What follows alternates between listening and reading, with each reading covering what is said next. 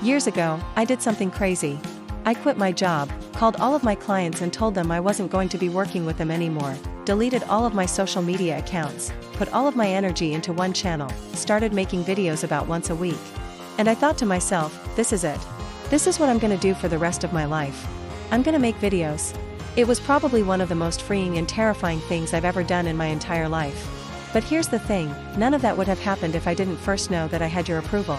You see, we are social creatures and our brains are wired to seek out approval from others. When we get that approval, it feels good. It makes us feel like we belong. It makes us feel like we are enough. And when we don't get that approval, it can feel bad. It can make us feel rejected, unwanted, not good enough. And if we do and get approval from the people that we care about or from the groups that we want to be a part of, we can change who we are. We can change how we think, how we feel, how we act, what we believe, because we want to be accepted. Because we want to belong. In 1951, a psychologist named Leon Festinger came up with what's called social comparison theory. And this theory basically says that we compare ourselves to other people to figure out where we stand, to figure out how we should think and how we should feel. And depending on who we compare ourselves to, we can either feel really good about ourselves or really bad. For example, if you're watching this video right now and you're thinking to yourself, yeah, me too, I struggle with that, then you're probably comparing yourself to other creators. And maybe when you compare yourself to other creators, you feel inadequate. Maybe you feel like they're more talented or more skilled or more knowledgeable than you are. Maybe you look at their numbers and you compare them to your numbers and you feel like they're doing better than you are. Maybe you feel like they have more opportunities than you do. Maybe you feel like they're more successful than you are. But what if you compared yourself to someone else? What if you compared yourself to a different group of people?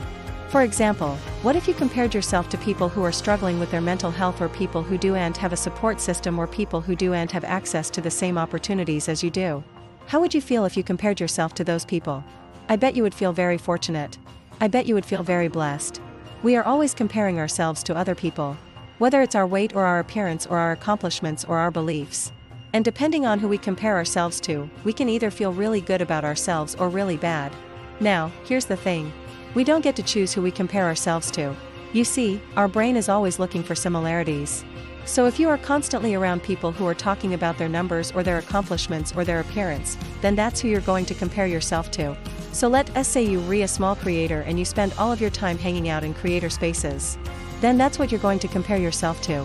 And if you constantly comparing yourself to people who are bigger than you or more successful than you, then you're going to start to believe that you're not good enough. You're going to start to believe that you're not enough. And that's why so many of us feel so bad about ourselves these days. We are constantly bombarded with images and messages and comparisons that make us feel like we're not enough. We're not beautiful enough, we're not smart enough, we're not successful enough, we're not rich enough, we're not talented enough. But here's the thing, none of that matters if you don't have my approval. You see, we are social creatures and our brains are hardwired to seek out approval from others. But what happens when the only approval that we're seeking is conditional? What happens when the only approval that we're seeking comes from the people who are not qualified to give it to us? That's why it's so important to find your people.